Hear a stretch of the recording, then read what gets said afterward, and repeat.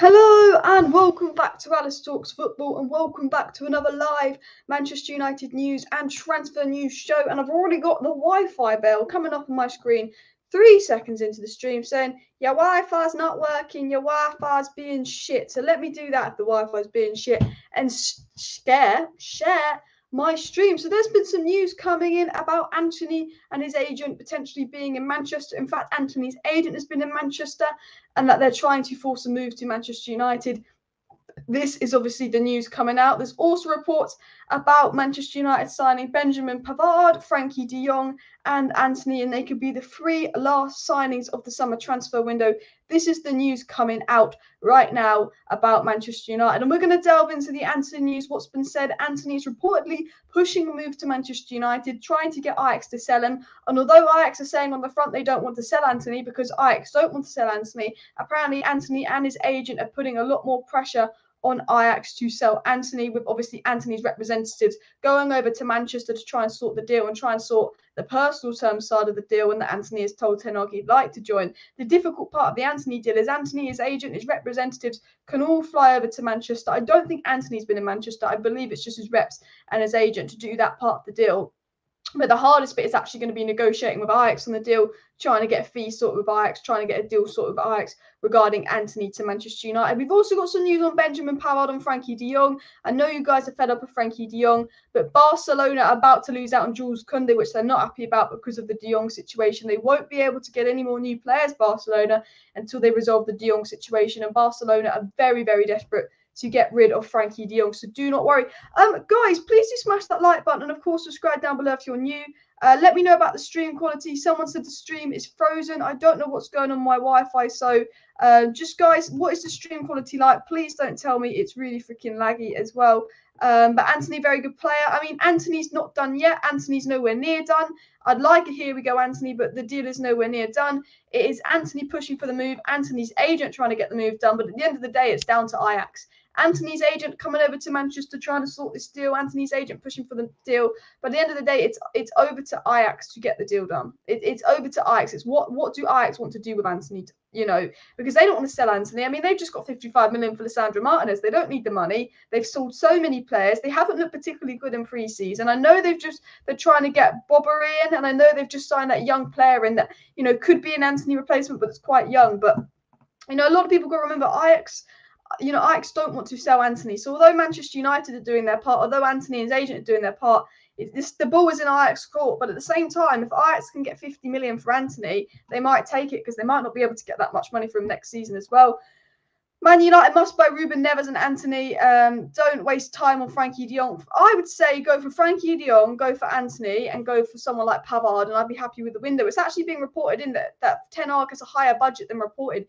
It was originally reported that ERIK Ten Hag was only going to have, I think, a 120 million net spend budget, but apparently that figure could go up to 160, 170 million. At Manchester United are playing down publicly how much money they're willing to spend. So, you know, if you look at previous managers, they got about 160 million net spend in their first season, whereas ERIK Ten Hag was only getting 100 to 120 million net spend in his season. But apparently that is because Man United are playing it down as well. Hello, Bish Bash Bog, sub, like, and share, says Rob. Big up, Rob. Big up everybody in the chat. Make sure you smash that like button. Make sure you subscribe down below if you're new. Kelvin says, waiting all day for your video, better than Sky Sports. Well, I'm going to get right into the Antony news, but I want to quickly get on into what's on my screen. If you can see that on my screen here.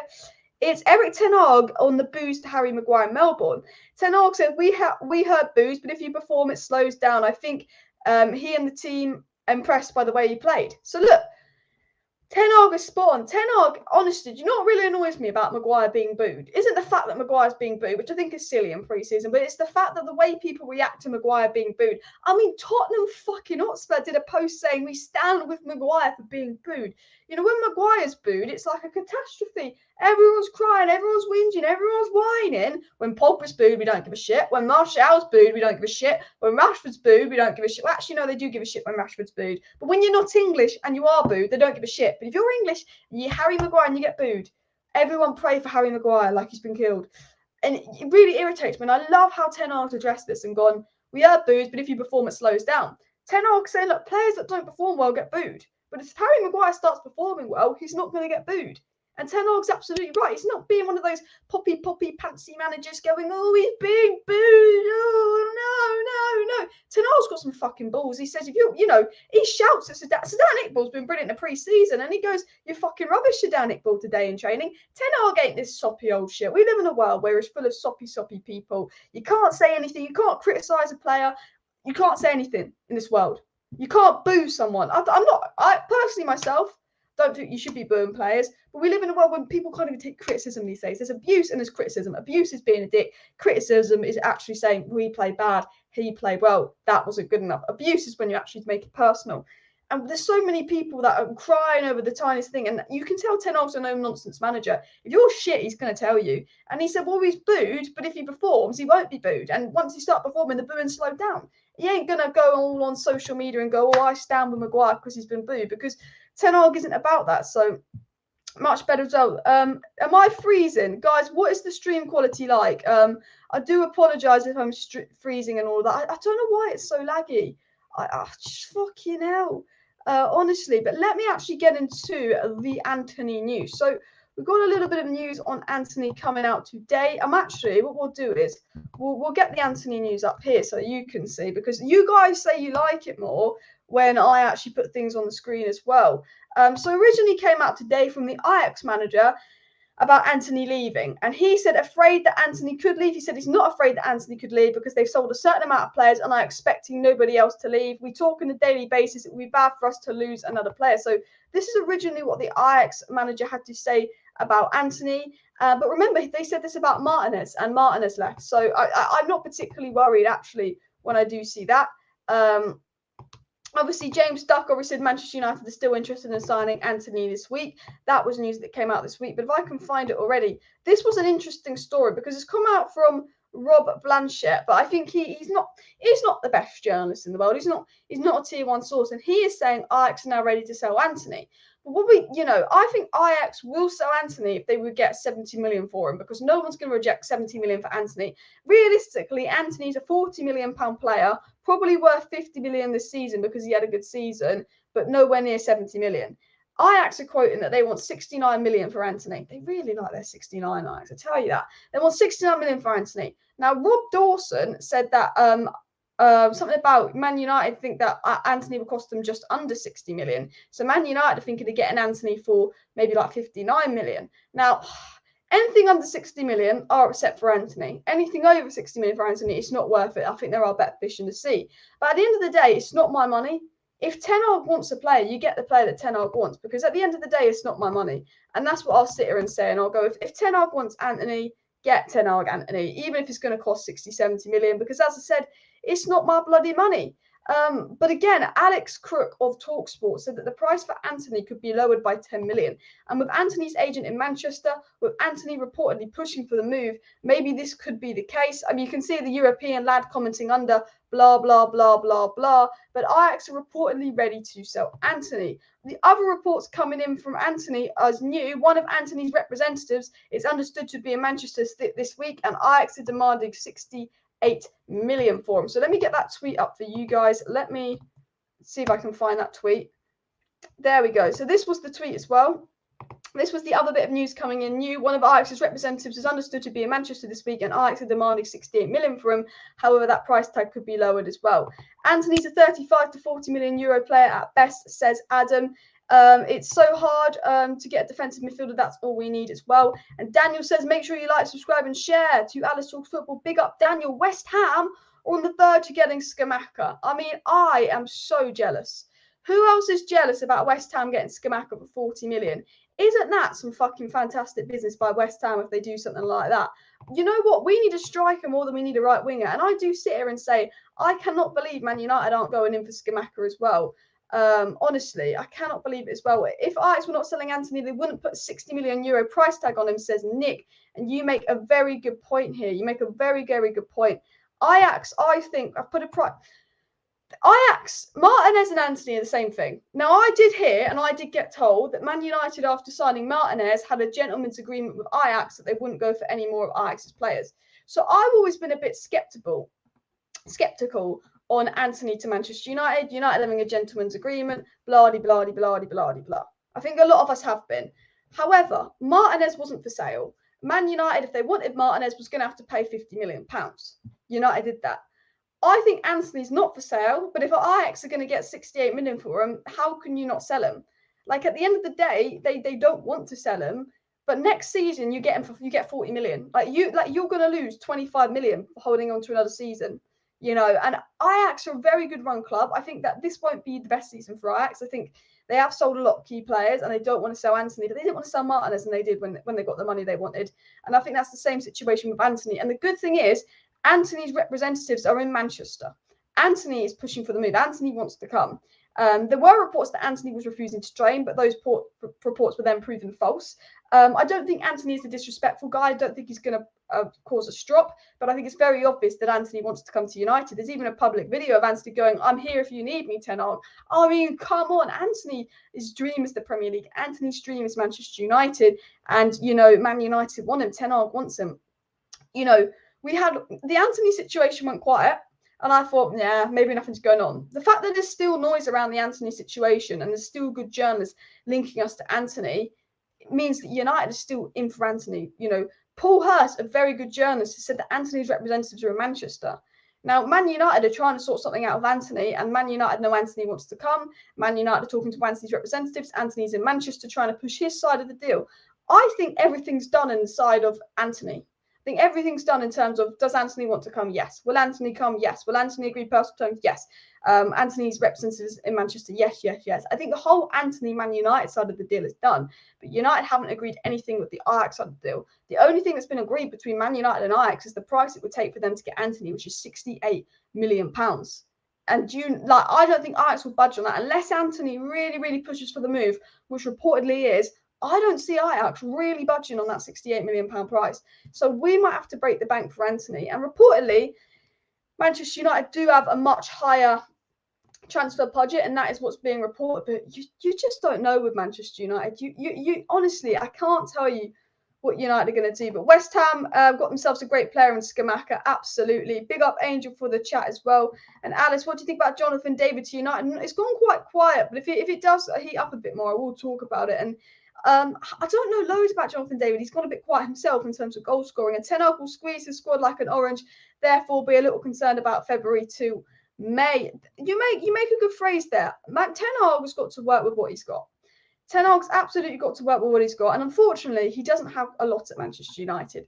You know, he's got the front three, which are playing absolutely brilliantly. Marcus Rashford, Anthony Martial, and Jadon Sancho.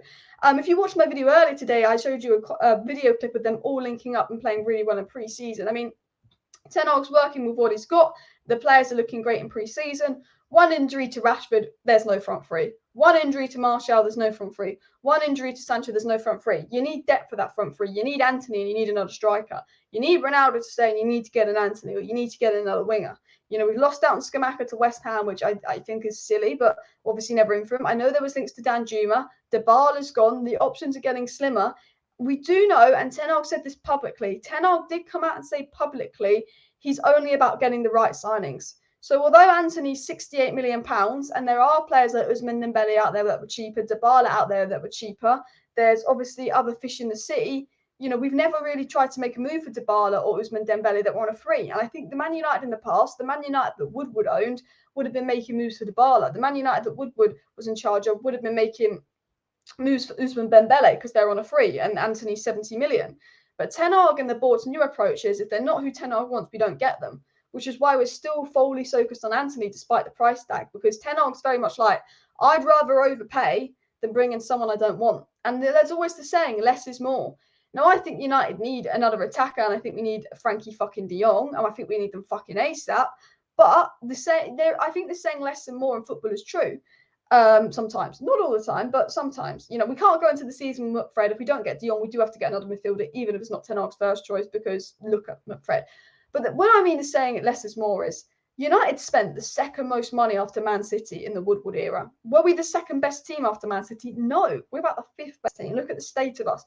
We brought in a lot of players. We brought in a lot of players that did United want Amad Diallo? Let's be honest. What are we doing with him? £38 million.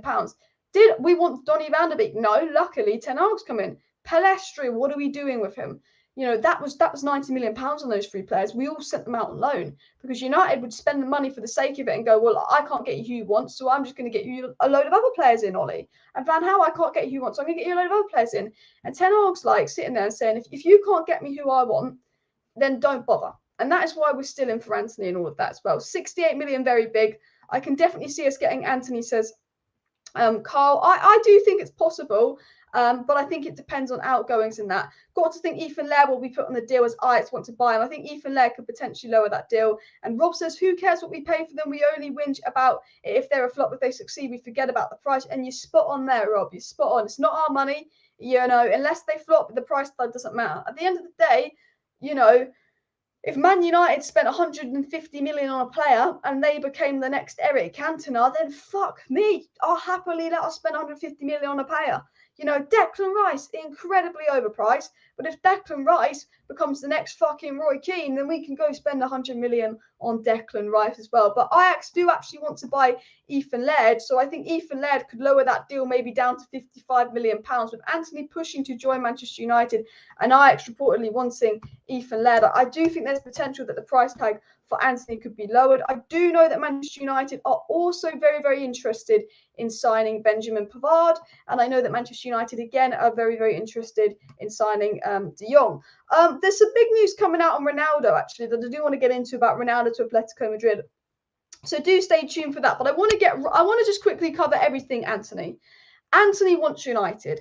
Antony's agents are in Manchester trying to sort a deal. Antony is pushing for a move to Manchester United. Ten Hag wants Antony and only Antony. He said no to Dybala. He said no to Dembele. He said no to Danjuma.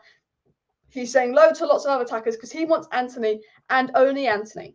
Chris Wheeler of the Daily Mail, who's a very good journalist, said that one of Antony's representatives, Junior Pedroso, is in Manchester for talks. And that apparently on Thursday, yesterday, that Manchester United and Antony were in talks over a move.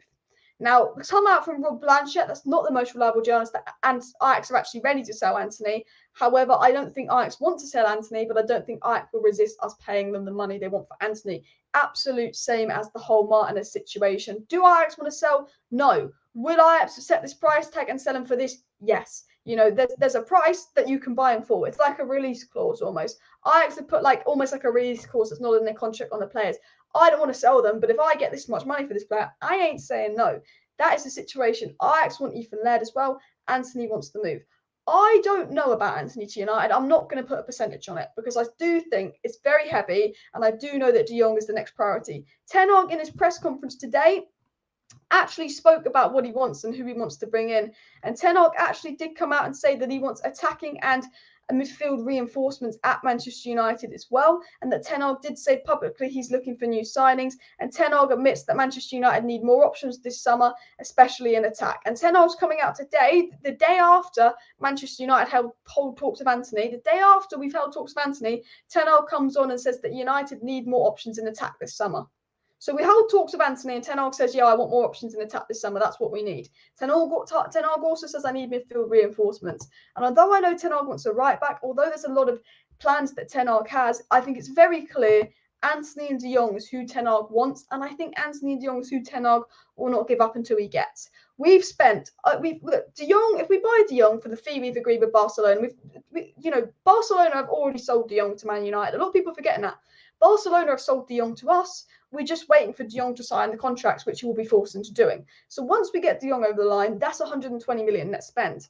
Now, Antony takes that to 190 million net spend, which United aren't going to do. Ethan Laird probably takes it to 180 million net spend. Sales of Brandon Williams, Wan-Bissaka, Telles, potentially take us to 160 million net spend. 160 million net spend is what Jose Mourinho got. 160 million net spend is reportedly what they're going to give Ten Hag. So it's actually, if United can get their business done efficiently, it's, within Ten Hag's budget to get both Antony and De Jong in this window, and it's definitely possible, especially considering the rise in Ten Hag's budget.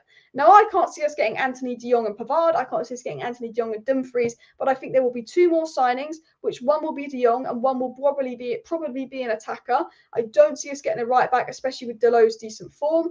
I think that will be the two more signings, and obviously the third signing will be a third goalkeeper, but that's going to be a £1 million signing that I don't think United are too bothered about. But I do find it interesting that Ten Hag is coming out and saying, yeah, he wants more players in attack, Ten Hag's very open with what he wants. Ten Hag's very open with what his plans. He said he signed Martinez because although Man United weren't looking to sign a defender, although Man United didn't see a centre-back as a priority this summer, Ten Hag saw a centre-back as priority this summer because he saw how vulnerable we were on the left side of the fence last season. Ten Hag's made midfield his absolute #1 priority. He said he's brought in ERIKSEN to address some of the midfield issues, but he wants a midfielder that can play deeper. And he said a midfielder he's looking for is someone that can do what FRENKIE de Jong does and bring the ball off the defence and bring it forward. He's made it, Ten Hag's made it very clear he wants de Jong, and Ten Hag's not said publicly he wants Antony, but we know that Ten Hag wants Antony, because why would we just not be looking at Danjuma, Dybala and Ousmane Dembele that have been offered to us, when in the past United would be fucking wanking over the chance to sign Ousmane Dembele. It was Woodward's fucking dream, because Erik ten Hag's gone, nah,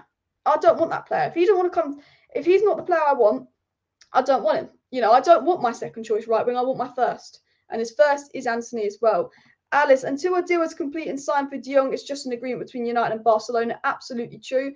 I do believe that agreement will be done. Okay. A lot of people talk to me about the de Jong situation and go, Alice, look, de Jong's never going to happen, Alice. De Jong's never going to happen. And look, I 100% understand why people will sit here and say, Man United aren't signing FRENKIE de Jong. But I would tell you what we know about de Jong. De Jong has privately said to Manchester United and Ten Hag he'd be open to joining. De Jong, his agent, is making sure the public stance is that he won't leave Barcelona. De Jong wants to leave Barcelona. De Jong's actually really annoyed at how Barcelona have treated him. De Jong doesn't love Barcelona as much as he makes out he does. De Jong, it's about money for de Jong. It's all about money for FRENKIE de Jong. De Jong is reassured Man United and Ten Hag he wants to come and he will agree personal terms. He just is holding it out to get his money. Ten Hag knows this. Man United know this. If Man United knew de Jong wasn't going to come, they would have dropped interest. Remember Jurrien Timber. We had a verbal agreement with Jurrien Timber to come to Manchester United. And then as soon as Man United found out that Jurrien Timber was having second thoughts about coming to United and then wanted to stay at Ajax, we dropped that Jurrien Timber interest and we went in for Lisandro Martinez. So if de Jong had turned around and said to Man United privately that he was going to stay at Barcelona, we'd be heavily linked to TIELEMANS or Neves, whoever the other midfielder option is now. Because de Jong is privately communicating with Man United that he wants to come and he's still open to coming, and he's telling Ten Hag that, United are a set back. United wouldn't let him get on a plane and just sit back this relaxed and not look at any other midfielders unless they'd have positive contact with de Jong himself that he'd like to come.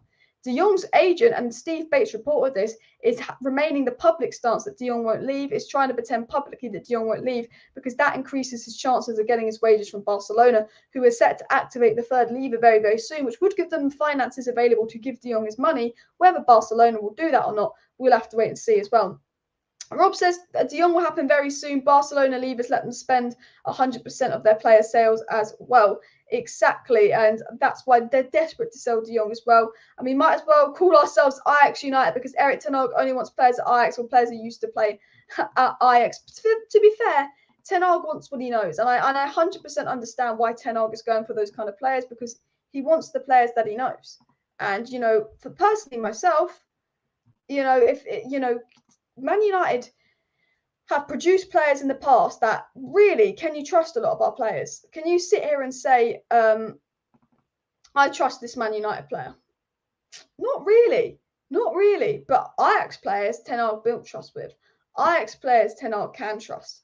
And that is why Ten Hag is heavily going for Ajax players, because at the end of the day, they're who we trust as well. Ahmad said we should sign Antony ASAP. I think we should be getting a business ASAP, but United are very, very slow as well. Ten Hag buying success, earning it, already a failure, says Noddy. Noddy, that's the worst comment I've seen in a live stream in a while. I don't know what you're on about. And when it comes to de Jong, I'm 90% sure, and I will be 100% unexcited once he's signed for Manchester United. Absolutely well.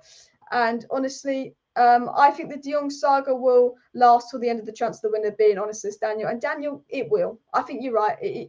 Look, do we want the de Jong saga over with? Yes. When will the de Jong saga be over? Honestly, who knows? Honestly, who knows? But I'll tell you one thing. I fucking hope Barcelona have a miserable end to the transfer window, because they are absolutely doing my nutting. I'm fed up of Barcelona as well. They are holding up the transfer window. They're causing us problems. I saw a really funny tweet, actually. I'm going to get on my screen here. Have a look at this. Is this the tweet? We've got goal for Manchester United. Okay, Palestri, 4-0. Man United lose 4-0 to Liverpool. Okay, and then they go, when you begin using this kind of inhaler, it may be 2 to 4 weeks before you notice the drug works. 2 weeks later, Núñez scores a 4th goal for Liverpool. I mean, it's just proof. Liverpool freaking cheats when they sign players. I tell you what, hit that like button if you think this Liverpool giving all their players asthma passes is a bit sceptical. I think it's a bit sceptical. You know what would be really nice next season is that Man City get done for breaking financial fair play, which they won't because they've had a fucking brilliant transfer window, and someone actually investigates the shit that Liverpool are doing with their inhalers, because it is dodgy as well. But this is actually what I wanted to show you. This is the next story, guys. Let me zoom it in on my screen. I just thought I'd rant about Liverpool because I saw it on my screen. Smash your like if you don't like Liverpool. Smash a like if you don't like Man City. And of course, subscribe down below if you're new, because I am going to be live tomorrow with a live watch along for Manchester United versus Aston Villa. So if you don't want to miss out on my watch along tomorrow, go and subscribe to the channel. Every like, every sub, every share is really, really appreciated. But as you can see on the screen, Cristiano Ronaldo would be willing to lower his salary to join Atletico Madrid. The player wants to return to Real Madrid. And this has come out from a good source. This has come out from a good Spanish source, a trusted source. And it really shows that Ronaldo is pushing for a move away from United.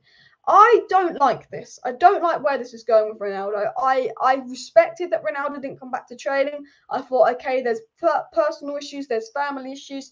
But the longer and longer this goes on, the more and more, and I cannot believe I'm saying this because I want Ronaldo to stay. I think with, where are we going to get 20 goals from without Ronaldo? Look at the depth of the attack. If one of that front three gets injured, you're playing Elanga, you're playing Palestri, you're playing Amad Diallo. I like all those players, but you cannot rely on them in the season. If Rashford gets a big injury, you're relying on them for a full season. You need someone like Ronaldo in there for depth, but you need someone like Ronaldo in there because he scores 20 goals. But the more and more this saga goes on, it makes me feel like Ronaldo's desperate to just play for Champions League football. It's very obvious Ronaldo doesn't want to come back to United because Chelsea have rejected Ronaldo. Bayern have rejected Ronaldo. A lot of clubs have rejected Cristiano Ronaldo, but he's now pushing for Atletico Madrid. He's a Real Madrid man. But Atletico Madrid are reportedly the only Champions League side that would take an interest in signing Ronaldo. He's a Real Madrid man. Is he really willing to ruin his Real Madrid legacy to get out of United and play Champions League football? And that worries me because this is coming from reliable sources. Ronaldo wants to leave. We know that. Ronaldo's not denying the Atletico Madrid rumours. Ronaldo's not denying the Bayern Munich rumours. And Ronaldo's not denying the Chelsea rumours. Ronaldo did deny the Sporting Lisbon rumours. Ronaldo's more than capable of denying rumours. He did, but he didn't deny these. It's also been reported that Ronaldo's willing to take a wage cut. Ronaldo seems very, very desperate to get out of Manchester United. I'm at a point with we need Ronaldo, but I don't think, if he really wants to leave, we need to let him leave. I don't think it's a good look to have a player that doesn't want to be at Manchester United. George Mendes is very optimistic that Ronaldo can go to Atletico Madrid, and he says that the problem is economic. It can be fixed if players have been released, so they can wait. George Mendes is reportedly saying that obviously he believes that Ronaldo will go to Atletico Madrid if they can sort out their economic situations. That is what's coming out. Mendes' agent is almost waiting on an Atletico Madrid and all of that as well. It's also said that Cristiano Ronaldo would be willing to lower his salary to join Atletico Madrid. He wants to return to Madrid. So Ronaldo wants to get out of Manchester United so badly that he'd be willing to lower his salary. He wants to play Champions League football. It's also been said that if Alvaro Morata leaves Atletico Madrid, the club would already have a list of strikers to replace him, but Ronaldo's not the only option on there. And I think the interesting thing as well is, why do United want to keep Ronaldo then? Well, he's a good player. And I think this is interesting. And I've got a bit of a statistic to show you. We should keep Ronaldo because we need him. But if a player is willing to take a wage cut and is desperate to leave, and, it's so obvious Ronaldo's trying everything to leave to Man United, you cannot invite him back, especially when we're trying to move forward as a club. We don't want players that don't want to be here at the club. We don't want anything disrupting the dressing room mood. But, and the Manchester Evening News said this today, Manchester United's share price has dropped a further 5%. It's the lowest point in history since the news emerged that star player Cristiano Ronaldo has asked to leave the club, according to research and Saxo Markets. Manchester United's share price, since Ronaldo's announced he wanted to leave, is the lowest it's ever been. Who wants the share price up? Glazers. Who's in charge of ins and outs at the end of the day? Glazers. Keeping Ronaldo at Manchester United might not be what Ten Hag wants. There's actually reports coming out that Ten Hag is ready to let go of Ronaldo. There was a big report coming out that Ten Hag was getting frustrated with Ronaldo's lack of communication, frustrated that Ronaldo wouldn't join up with the squad, and that Ten Hag is now ready to let go of Ronaldo, even though he was originally in the plans. Apparently, Ten Hag's getting annoyed at Ronaldo. But at the end of the day, Ten Hag might want to get rid of Ronaldo because he's frustrated. But the board have the power at the end of the day. And the board don't. What do the board do? What the Man United board got a proven record of doing? Doing what the manager wants or doing what's better for their pockets. They do what's better than their pockets every single time.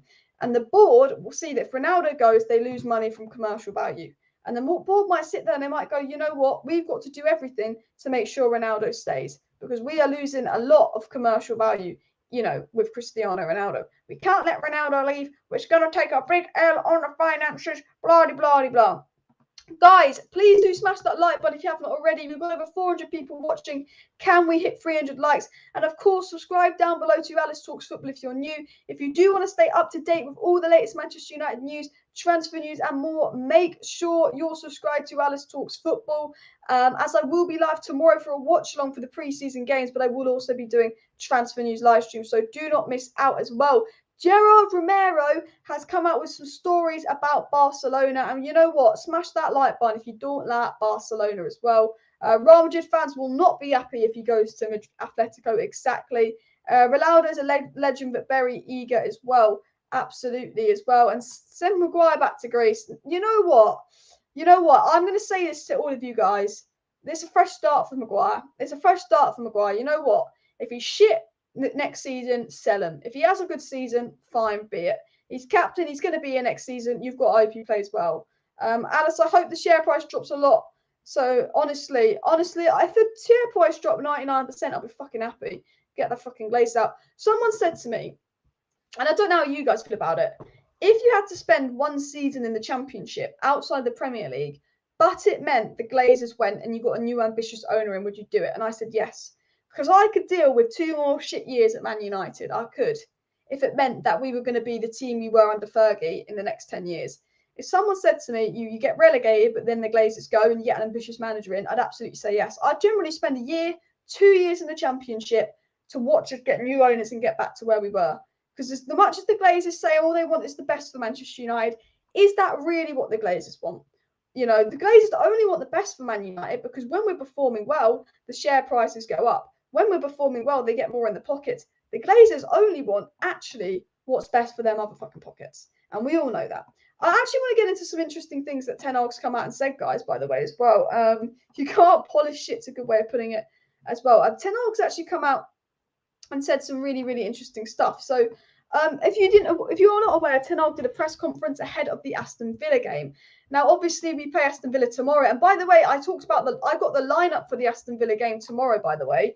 I don't know if you watched my video earlier, but actually what I will do is let me share my screen again. Let me get the lineup for tomorrow's game up because I feel like you guys will be interested to know what the lineup is. So we actually saw the lineup being employed, and actually there's no Scott McTominay.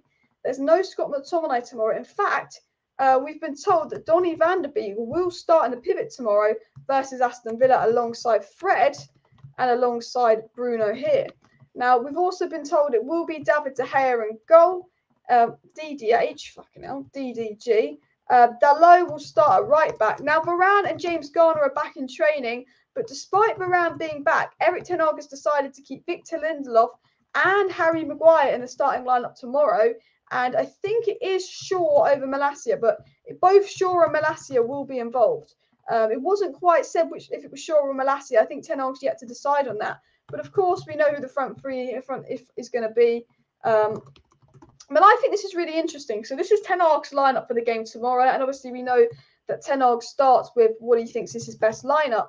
And we've got Donny in for Scott McTominay. And despite Varane being back and match fit, he's still gone with Maguire and Lindelof.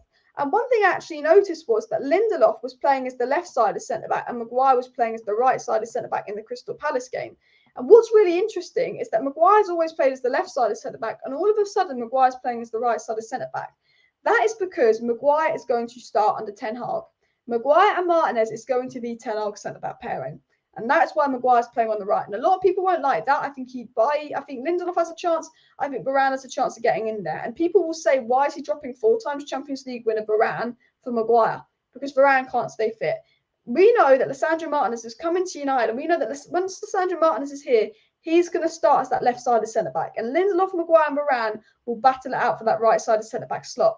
And I think the fact that Lindelof, who's always been the right-sided centre-back, is now playing as the left-sided centre-back, so Maguire's playing on the right, is because Ten Hag plans to go into the season with Martinez on the left and Maguire on the right.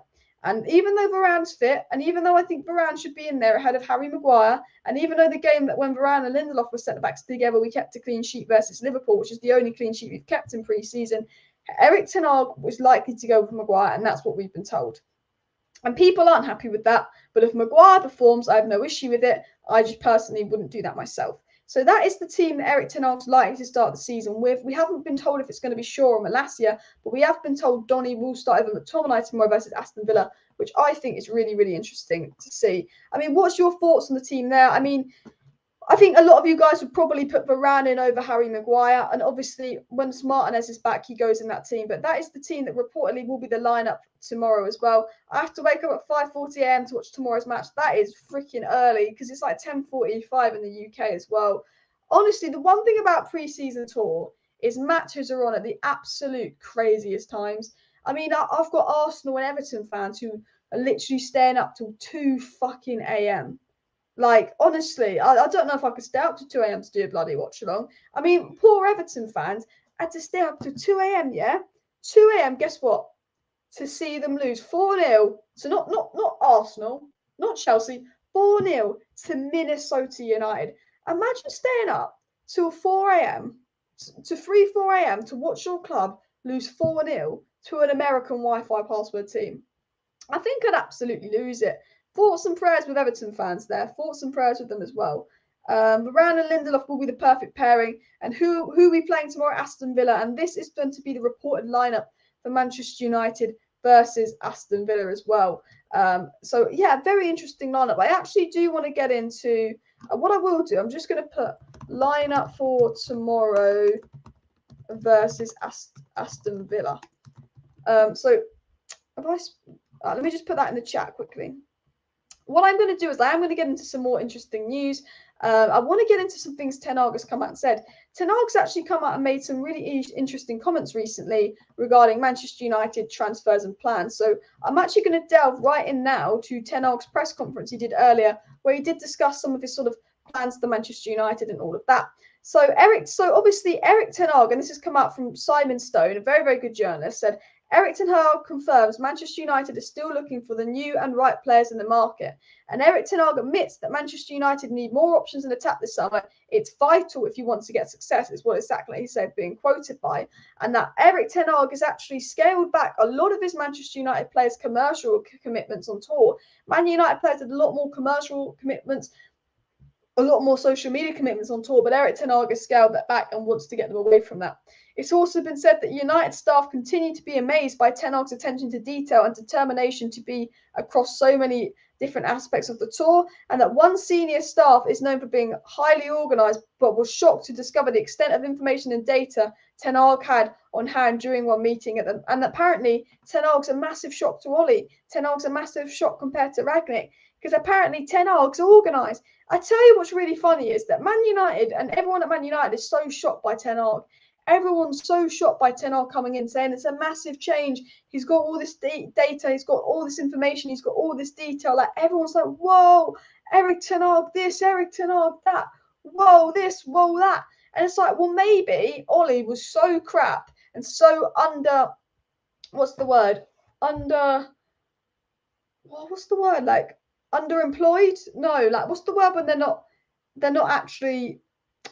good enough for that role in the job? But Ollie was so like underwhelming as a manager compared to the United standards, underprepared, that actually maybe Ten Hag, a good manager coming in, looks like a fucking amazing manager because of how actually shocking some of the things were under Ollie.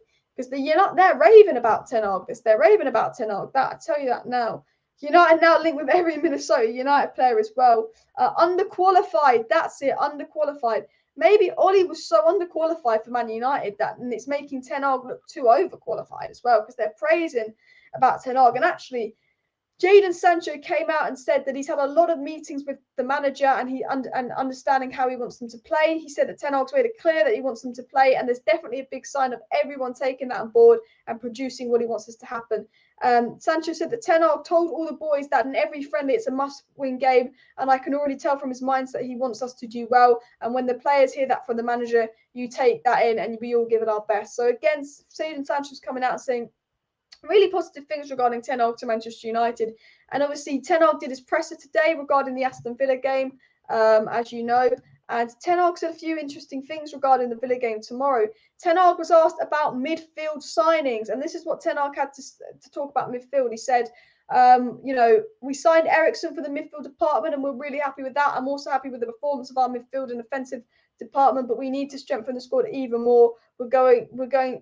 We're looking around, but we're going to need the right players. So that was the main thing I think that Ten Hag really said in the press conference was he's happy with what he's got, but he was saying he wants more in midfield, he wants more in attack. And that's Ten Hag coming out and saying, I want more in midfield, I want more in attack. And I think he's absolutely right, because that is what we need. And that's not what United have been doing.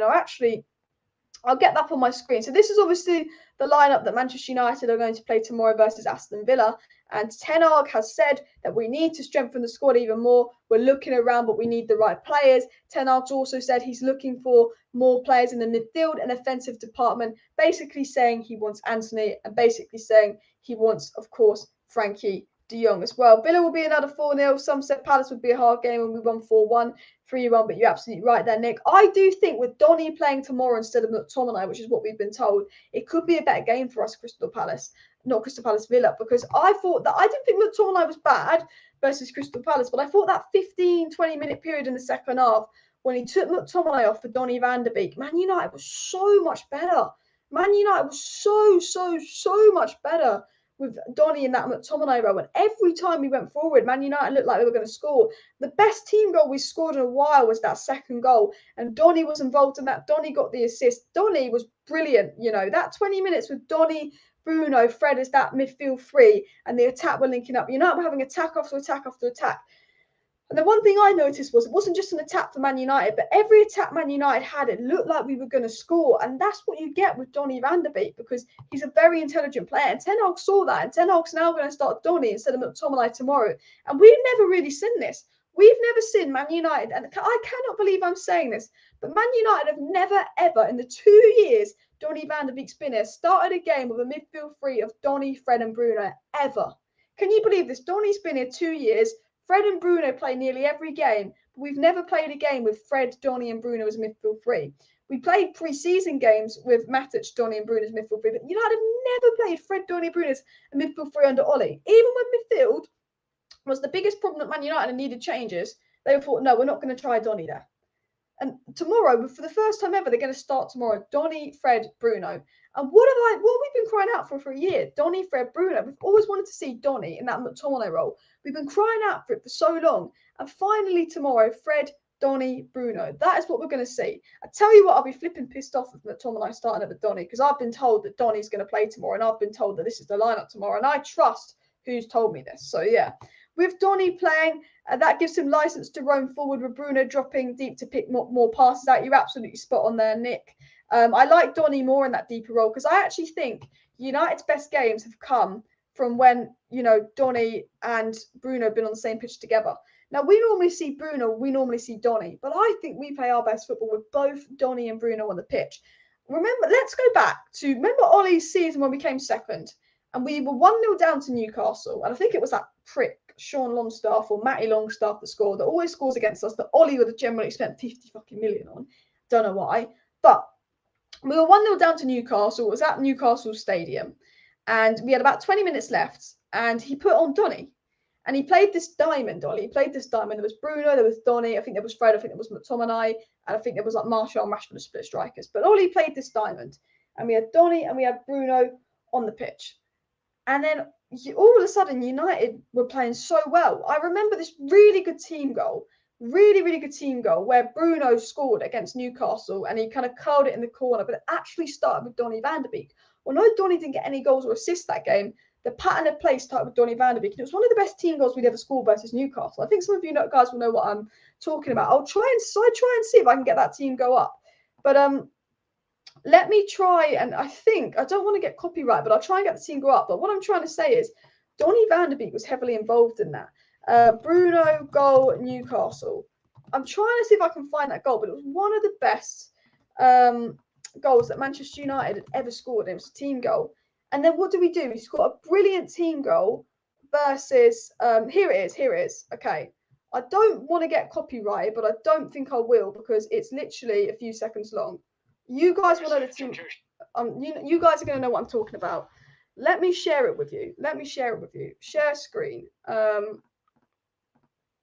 It's this goal here. Do you remember this goal? I won't put it on full screen, but Man United tweeted it. Bruno, Donny. Donny plays it here. Bruno, Rashford. Okay. Is that lagging or not? I don't know if that's lagging. But this was one of the best team goals we'd ever scored. I'm hoping it's not lagging. Then there was obviously Marcus Rashford on the ball here. And then he lays it back to Bruno. And then Bruno, bish, bash, bosh, he scored. And that, for me, I don't know if that's lagging. I don't know how that's come up. Was one of the best team goals Manchester United have ever scored. One of the best. You know, it was a really, really good goal. And it all started with Donny, as you can see there. And I'm really hoping it doesn't lag. Because whenever I play a video, it lags. Knowing my luck, I'll get fucking copyright for that and demonetized.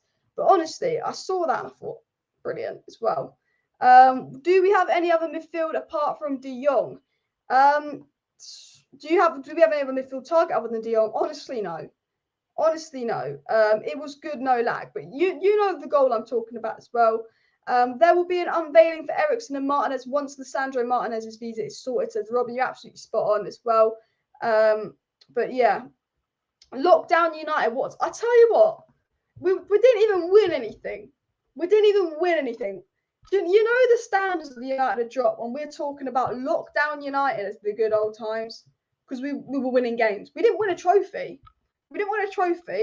But you know we came third and second in the lockdown period. And that is the good times of Man United. I mean, like 20 years ago, if we came third and second and didn't win a trophy, it's a god-awful season. Now, if Man United become third and second in the Premier League, it's a good season. But you're right, the lockdown times are like the good old days. And we didn't even win anything as well. 2 split teams next week as we play Atletico on the Saturday in Norway and Real Vallecano on the Sunday at Old Trafford as well. Exactly, 2 split teams as well. And Lisandro Martinez should hopefully get his visa sorted out soon. Hopefully, the reason United have only announced Eriksen and not Martinez is because of Martinez's visa issues. Martinez is a United player. I believe Martinez is in Manchester. I believe he is training. But United obviously need to sort out Lisandro Martinez visa issues as well. Erik ten Hag spoke about youngsters and said we have experienced players, but we also wanted to give some young talents the chance. But I cannot give all the young players a chance they deserve because we need to construct a team. So Erik ten Hag was asked about the lack of minutes regarding Mejbri and Garnacho and said that, you know, he's got to give experienced players more of a chance. But obviously he does want to play the young players, but as time comes. Obviously, we know what Erik ten Hag had to say on Maguire being booed. He said, if you perform, you don't get booed. Erik ten Hag was also asked about Sancho, Martial and Rashford as a front three and is he liking the front three of Sancho, Martial and Rashford? Could it be a good front three? And ten Hag says it can be. They connect really good together. I think when you see that, you are lucky as a manager. They are a threat. The team has weapons and we need to develop that further, says ten Hag. Erik ten Hag also spoke about tomorrow's match. He says we have the intention to play brilliant football tomorrow.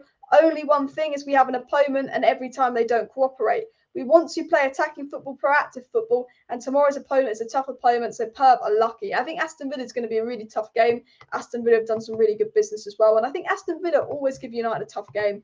They never make it easy for us, Aston Villa, whenever we play them. Ten Hag was asked about if he has concerns that Ronaldo's not back yet, and he said, of course, but concerning is maybe not the right word. I would focus on the players who are there. They're doing really well. I prefer to develop that. I cannot wait for him to come in and we'll integrate him. So, you know, he's kind of hinting at, you know, why isn't Ronaldo back, but without actually saying it. Ten Hag was then asked about the new signings on tour, and he said it's definitely an advantage we could have, but we are not in this situation. You have to develop the team with the players you have, and back in Manchester, Eriksen and Martinez will join, and I think they will quite quickly integrate. I think Ten Hag's not too worried about Martinez and Eriksen being able to integrate, considering that he's worked with them before, and they kind of know the way that he wants to play, especially Lisandro Martinez. And obviously, Erik ten Hag did say not all youngsters have gained minutes. He has set priorities, but the youngsters will play an important role in the future as well. Ten Hag spoke about Fred and some of Fred's performances. And he said that he is playing in the role of connector, defending to offense. I think he's playing the role quite well. So I'm satisfied with his performance, with his improvement until now. And I think he can be even better. I'll support him on that as well. Erik ten Hag on the commercial side of tours, he said that he doesn't think, the commercial side is a priority. His priority is football. He actually said, and this is my favourite thing ten Hag said, so I know I've been blabbing on a bit, but Erik ten Hag was asked about the commercial side of the tour for Manchester United. And Erik ten Hag says and spoke about how he thinks about the commercial side of the tour. And he says he thinks it's part of football nowadays. You have to accept it as a manager, as a team. You don't have to get the best out of it. That is what we did.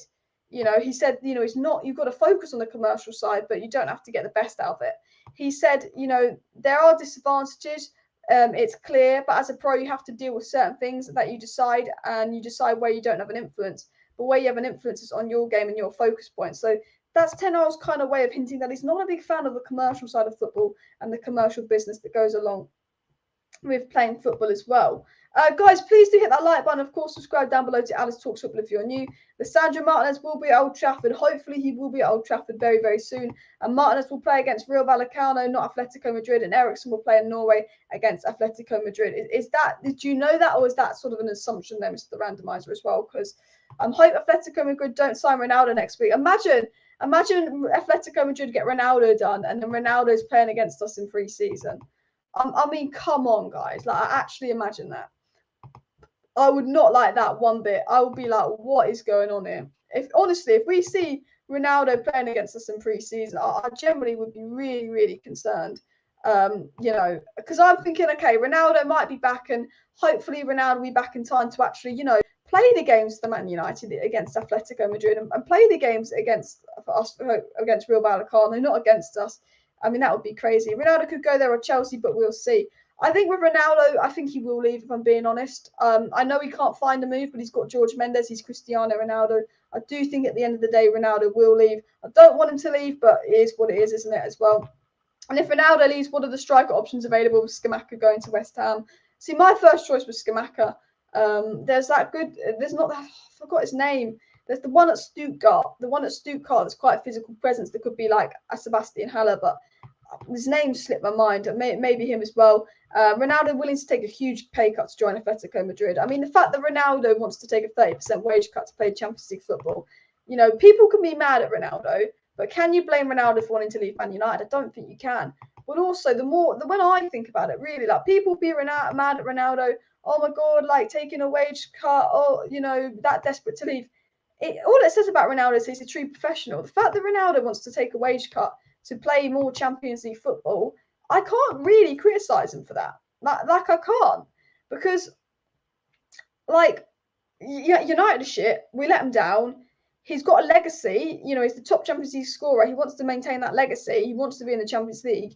He's an ambitious player. He's not leaving. If Ronaldo left Man United and went to Saudi Arabia, I would complain. I'd be pissed off. I'd be annoyed at Ronaldo. If he left us, went to Saudi Arabia, I'd be annoyed at Cristiano Ronaldo, because I'd be like, he's doing it for the money. The fact that he would leave and take a wage cut is because he's a professional as well. Are Real Madrid and Atletico rivals? The one thing in the back of my mind is, could Atletico Madrid be as Man City play? Could it be a way to swoop Real Madrid into getting Ronaldo last minute? Would Real Madrid let that happen? Their best ever player then goes to play for their rivals. I know that Barcelona and Atletico Madrid have a lot of crossovers, but Real Madrid and Atletico Madrid don't. And I do wonder that. And it's literally their bitter rivals. It's like Barcelona, and it's like Ronaldo going to Man City. Barcelona are their Liverpool, Real Madrid, because Barcelona and Real Madrid is the biggest rivalry in football, and then Man United and Liverpool is the biggest English rivalry in football. But Atletico Madrid are like their Man City. And how we felt if Ronaldo went to Man City. That's exactly how Real Madrid would feel if Ronaldo went to Atletico Madrid as well. Antony's coming to Manchester United. Hopefully that's the case as well. Why? Because it's in Saudi Arabia? No, because he'd be going to Saudi Arabia for all the money. If Ronaldo takes a wage cut and goes to play Champions League football, I don't have a problem. If Ronaldo goes to Saudi Arabia, plays in a rubbish league for all that money, then he has the wrong ambitions. But I've never once doubted Ronaldo's ambitions as well. Madrid doesn't want him, as said so publicly. Madrid don't want him. Chelsea don't want him, and apparently Bayern Munich don't want him, which does leave him with Atletico Madrid. I don't think Juventus want him either. United wanted to stay, but I think Ten Hag is getting to the end of his tether. If Vertigo want Ronaldo, get Soundagez in the deal would be perfect midfield for us. Yes and no. I see what you mean by that, Nick. And I would have wanted Soundagez a year ago, but I thought he was crap at Chelsea last season. I'd have gone off Soundagez a bit. I really do. If we get Antony, Rash most likely to drop out. Potentially with Sancho on the left and Antony on the right, but I think Rashford will still be heavily involved. I think Rashford's got that blistering pace that Erik ten Hag might like on the counter-attack as well. Who's Bayern's striker now? I don't know. Bayern Munich players, because they've got a lot of players. People are saying Sadio Mane to play as a false nine. Look, they've got Mane, they've got Gnabry, they've got Sane, they've got Müller that can all play as a forward. But they do have an out-and-out striker, do they? They've got that young player that could have been English that then went to Germany. They don't have really any out-and-out nines. They've got a lot of young players that can play as a nine. Chippo, Moting, I don't think they want that. Musiala. But, most of their players are wingers, but unless they're planning to play a sort of a false nine system. I'll tell you who Bayern Munich want. I tell you this now, Bayern Munich probably are desperate for a player like Nkunku. But Bayern Munich would do it. I think Bayern Munich want an Nkunku, not a Ronaldo. And I think they would wait till next season to get an Nkunku. I think that's what Bayern Munich want, if I'm being 100% honest with you guys. But, I mean, look, they're the Bayern Munich players. Yeah. Well, guys, I'm going to wrap up today's live stream, by the way. So please do smash that like button. And, of course, subscribe down below to Alice Talks Football if you're new and share the video. Muller, more of a can play centre forward. But, yeah, I just want to say thanks to everybody for tuning into today's live stream. Make sure you like, make sure you subscribe, make sure you share a video, make sure you share the video. And I will be back tomorrow live for Manchester United versus Aston Villa. So do stay tuned for that. Big up everyone that's tuned in. So make sure you subscribe if you're new, because I am live tomorrow morning, very, very early. You don't want to miss out on that. See you next time.